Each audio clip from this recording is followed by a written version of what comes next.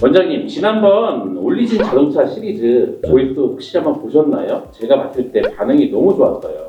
저도 그거 보고 깜짝 놀랐습니다. 이렇게까지 잘 나올 줄은 몰랐습니다. 댓글 보니까 다른 브랜드도 달라는 말이 너무 많았는데요. 네, 앞으로 열심히 해서 준비해 보겠습니다. 그리고 오늘 건 이미 다 준비했습니다. 역시 어떤 걸 준비하셨을까요? 자, 오늘은 지난번 BMW 편에 이어서 이제 벤츠에 대해서 알려드리고자 합니다. 차를 잘 알지 못하는 의사가 공부해서 알려드리는 벤츠에 대해 몰랐을 6가지 이야기 바로 시작하겠습니다.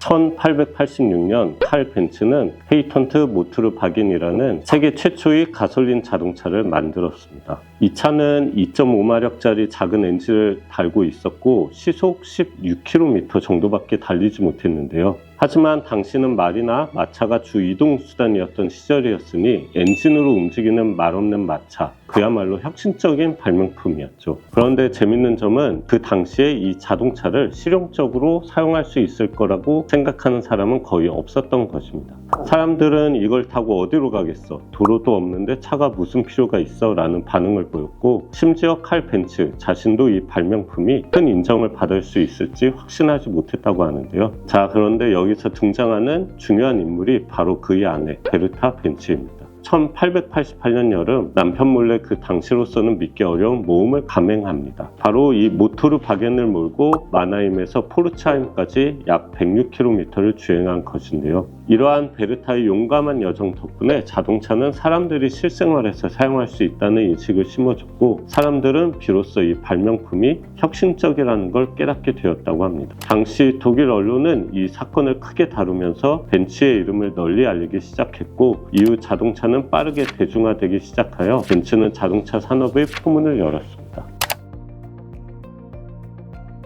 벤츠의 최초 행보는 지속되었는데요. 1931년 벤츠는 메르세데스 벤츠 170을 선보이면서 전 세계 최초로 양산형 세단을 생산하였습니다. 여기서 잠깐 짧은 상식. 세단이란 개념은 자동차가 등장하기 전 17세기 유럽에서 유래되었습니다. 당시 유럽 귀족들은 마차와 비슷한 구조의 세단 의자라는 것을 사용했는데, 이 의자는 부유한 사람들이 운반꾼들에 의해 이동할 수 있도록 만들어진 개인 이동 수단이었죠. 최초의 양산형 세단인 메르세데스 벤츠 170은 당시 자동차 시장에서 혁신적인 모델로 평가받았는데요. 이 차는 세계 최초로 독립식 서스펜션을 도입해 승차감을 대폭 개선했고, 모든 바퀴에 유압식 브레이크 시스템을 장착해 안전성 면에서도 앞섰다고 합니다.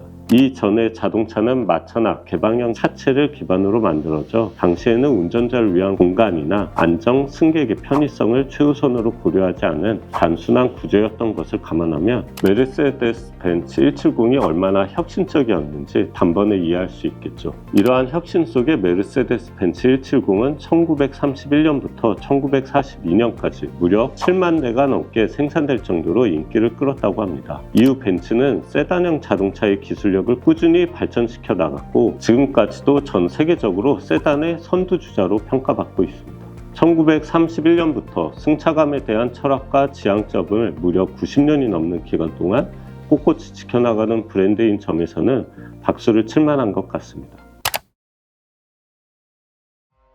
벤츠는 1936년 세계 최초로 디젤 엔진을 탑재한 승용차를 양산하며 자동차 역사에 또 하나의 획을 그었습니다. 디젤 엔진은 당시 주로 대형 상업용 차량이나 군용 트럭에 쓰였던 기술이었는데, 벤츠는 이러한 디젤 엔진을 승용차에 적용시키며 연료 효율성을 크게 개선하였습니다. 당시 대부분의 승용차는 가솔린 엔진을 사용하고 있었는데, 260D는 가솔린 엔진 차량보다 30에서 40% 더 높은 연비를 자랑하며 장거리 운전을 자주 해야 하는 운전자들에게 큰 호응을 얻었습니다. 이러한 연료 효율성 덕분에 벤츠 260D는 출시 후 상당한 인기를 끌며 약 2,000대 이상이 생산되었는데요. 1930년대에서는 자동차 대량 생산이 지금처럼 효율적이지 않고 새로운 기술을 도입한 모델은 생산량이 제한적인 점을 고려했을 때 당시로서는 매우 높은 생산량으로, 이는 디젤 엔진 승용차가 이제 시장에서 성공할 수 있다는 것을 입증한 사례였습니다.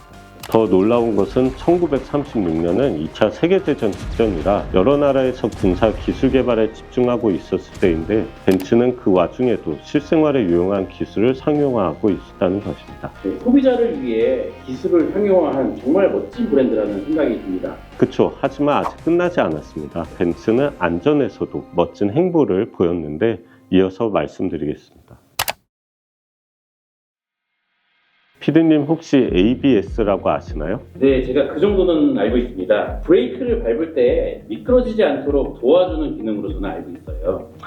네, 맞습니다. ABS란 안티락 브레이킹 시스템의 약자로 자동차가 급하게 브레이크를 밟을 때 바퀴가 잠겨 미끄러지지 않도록 도와주어 운전자가 차량의 방향을 제어할 수 있게 해주는 기능으로 오늘날 대부분의 자동차에 기본적으로 탑재되어 있습니다. 이러한 기능을 상용 자동차에 최초로 도입한 브랜드가 바로 벤츠입니다. ABS의 발명 배경을 살펴보면 이 기술은 원래 항공기용으로 개발된 기술이었는데요. 항공기가 착륙할 때 바퀴가 잠기는 것을 방지하기 위해 처음 사용한 이 시스템을 벤츠는 1978년 메르세데스 벤츠 S클래스에 처음으로 상용화했습니다. 처음에는 고급 차량에서만 사용되었지만 그 효율성과 안전성이 입증되자 다른 자동차 제조사들도 이 기술을 빠르게 도입하기 시작했는데요. 1990년대 후반에는 많은 국가에서 ABS 장착이 의무화되어 지금은 흔히 말하는 깡통 옵션의 차량에도 ABS가 기본적으로 탑재되어 있습니다.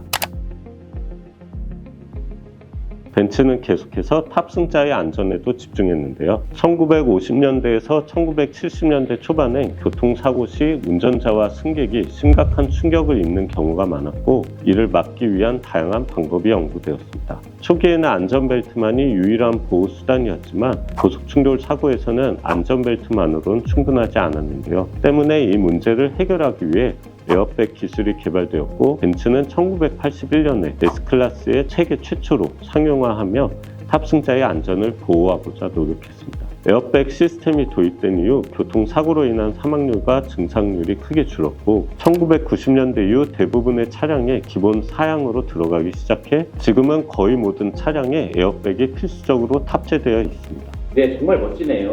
운전자, 탑승자의 안전을 위해 그간 벤츠가 기울인 노력이 정말 보여지는 것 같습니다. 그렇습니다. 지금까지 벤츠가 기록한 최초 타이틀을 소개해 드렸는데요. PD님도 보기에 흥미로우셨나요? 네, 저도 촬영보다는 원장님이 말씀하시는 거에 정말 흠뻑 빠져서 재미있게 듣고 있었던 것 같아요. 좋네요. 이번엔 벤츠에 대해 몰랐던 6가지 중에 남은 한 가지가 있는데 이 내용도 흥미로울 겁니다. 이어서 말씀드리도록 하겠습니다.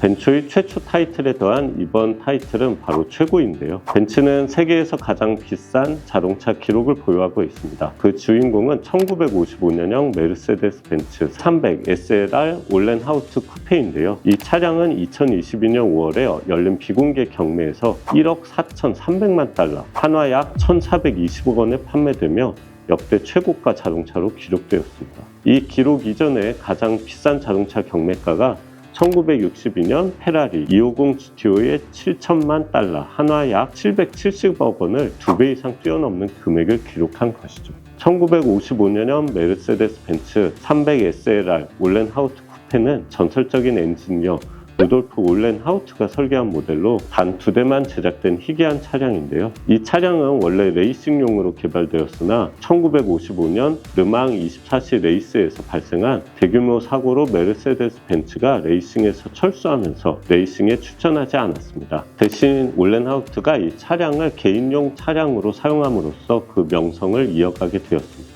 이 차량이 기록한 1억 4,300만 달러라는 가격은 앞으로도 쉽게 깨지지 않을 것으로 보이며 이는 메르세데스 벤츠가 자동차 역사에서 차지하는 상징적 위치와 함께 이 차량의 독특한 가치를 입증하는 기록으로 남아 있습니다. 원장님, 오늘도 벤츠에 대해서 정말 많이 준비를 하셨네요. 준비하다 보니 더 재밌어서 깊이 파고들었던 것 같습니다. 무엇보다 벤츠가 추구하는 것이 무엇인지 확실하게 알게 되어서 다음에 저도 한 번쯤 벤츠를 타보고 싶은 욕구가 생겼습니다. 차를 알지 못하는 의사가 공부해서 알려드리는 컨텐츠 그 2번째 시간이었고요. 벤츠에 대해서 몰랐을 6가지를 알려드리는 시간을 가져보았는데요. 유익한 시간이 되셨길 바라며 다음에도 더 유익한 정보로 돌아오겠습니다. 감사합니다.